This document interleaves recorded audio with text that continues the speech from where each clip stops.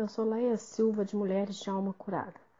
Sentimentos que aprisionam a alma. Gilmar Vieira Chaves. Capítulo 12. Ciúme, o cabo da tormenta.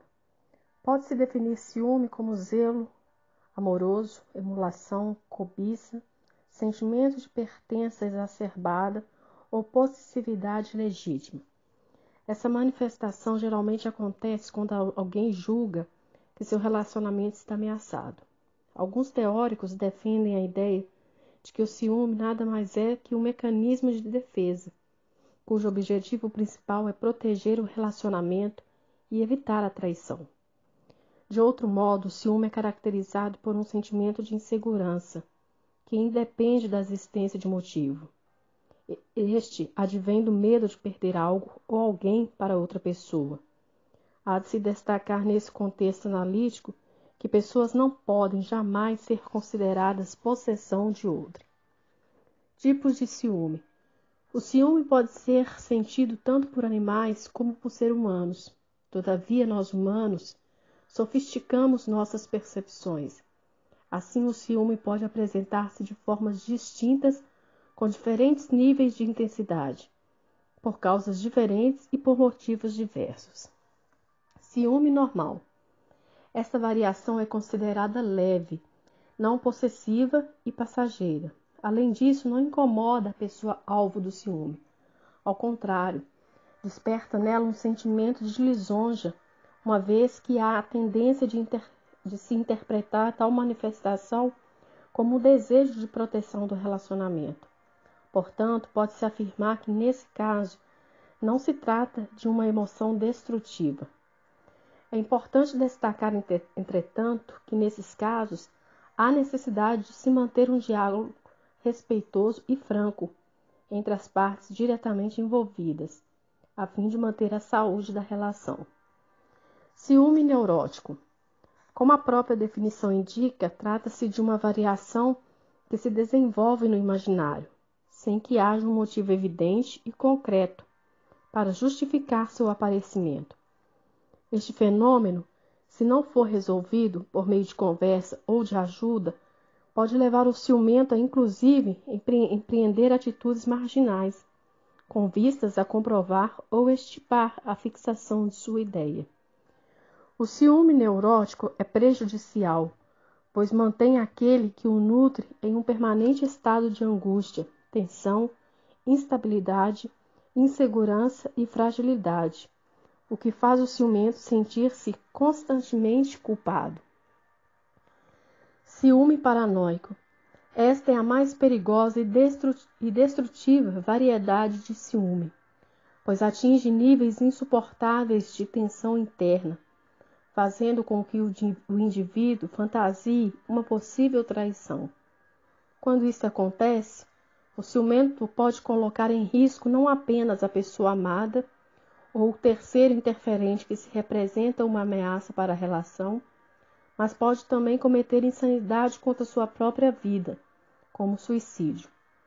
É importante destacar que tanto o ciúme neurótico quanto o paranoico são considerados patológicos e ambos são igualmente prejudiciais para o relacionamento conjugal. Causas do ciúme. Dentre os muitos agentes propulsores do ciúme, de que, de modo geral, estão associados às motivações particulares da pessoa ciumenta, destacamos dois deles: ciúmes motivado por razões concretas e ciúmes motivado por uma baixa autoestima. Ciúmes por razões concretas. Nem sempre o ciúme tem causas imaginárias ou ilegítimas. Ninguém está livre da possibilidade de estar sendo, de algum modo, traído, seja por um colega de trabalho, seja por um amigo, ou até mesmo pela pessoa com quem se divide a vida.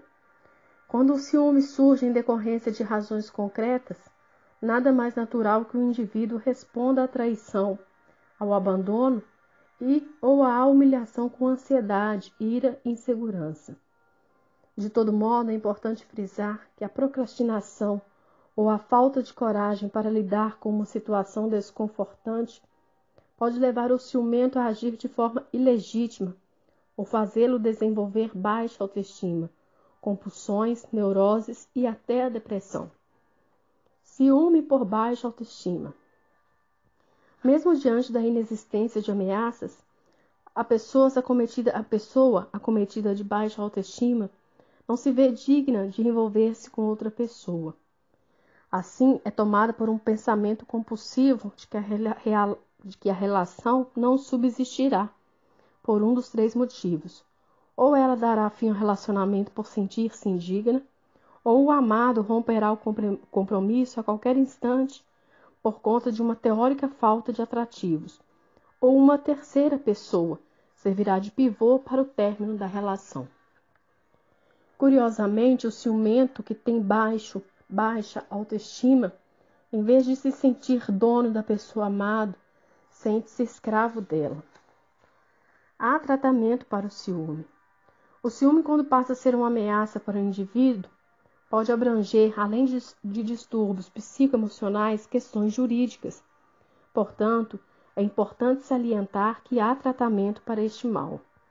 Qualquer pessoa está sujeita a sentir ciúme, porém, quando este aparecer, nada mais indicado para o ciumento e os envolvidos do que agir de uma forma racional, por meio de um autoexame sincero. Uma pergunta precisa ser respondida nesses casos. Há motivos reais e concretos que o justifiquem? Em primeiro lugar, em se confirmando a causa do sentimento, será preciso esvaziar-se do orgulho e do acanhamento e traçar uma estratégia apropriada para, mais urgente possível, estabelecer uma conversa sábia, franca, com os envolvidos sobre o evento gerador, a fim de solucionar a questão. Porém, se o ciúme permanecer depois de a situação ter sido resolvida de forma civilizada, é possível que haja um problema de ordem psicológica, e este deverá ser tratado por um profissional. Ciúme é pecado.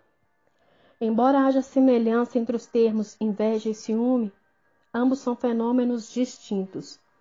O ciúme surge diante da falta de exclusividade ou de cuidados da pessoa amada, ou diante da percepção de que o relacionamento está ameaçado pela interferência de um rival. A inveja, por sua vez, é a resposta negativa ao sucesso, atributos e aptidões de outro.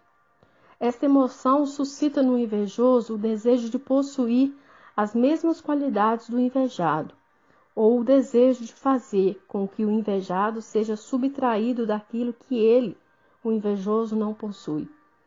Ambos os sentimentos são anomalias da alma, mas também são inclinações da carne, e, portanto, constituem-se em pecado. Deus pode e quer nos curar dos ciúmes. Sim, há solução para o ciúme. Algumas vezes podemos enfrentá-lo sozinhos. Outras, será preciso contar com a ajuda de um profissional. Entretanto, sempre será possível contar com o auxílio daquele que amorosamente chamou-nos à existência. Em se tratando da libertação de um sentimento aprisionador, será necessário trabalhar o discipulado permanente. Todo filho de Deus deve estar engajado no tratamento e na superação de pecados, pois aqueles que estão em Cristo não podem sujeitar-se à influência de fenômenos e ideias que não provêm do alto. Textos bíblicos sobre o tema. Furioso é o ciúme do marido. Provérbios 6, 32 a 34. A imagem que provoca o ciúme de Deus. Ezequiel 8, 3, 5 e 16, 38 a 42. Criados para o louvor da sua graça. Efésios 1, 1 a 6. O amor não arde em ciúmes. 1 Coríntios 13, 4 a 8.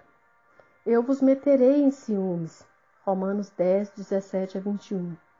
Transformai-vos pela renovação da mente. Romanos 12, 1 a 3. Que o Senhor te abençoe em nome de Jesus.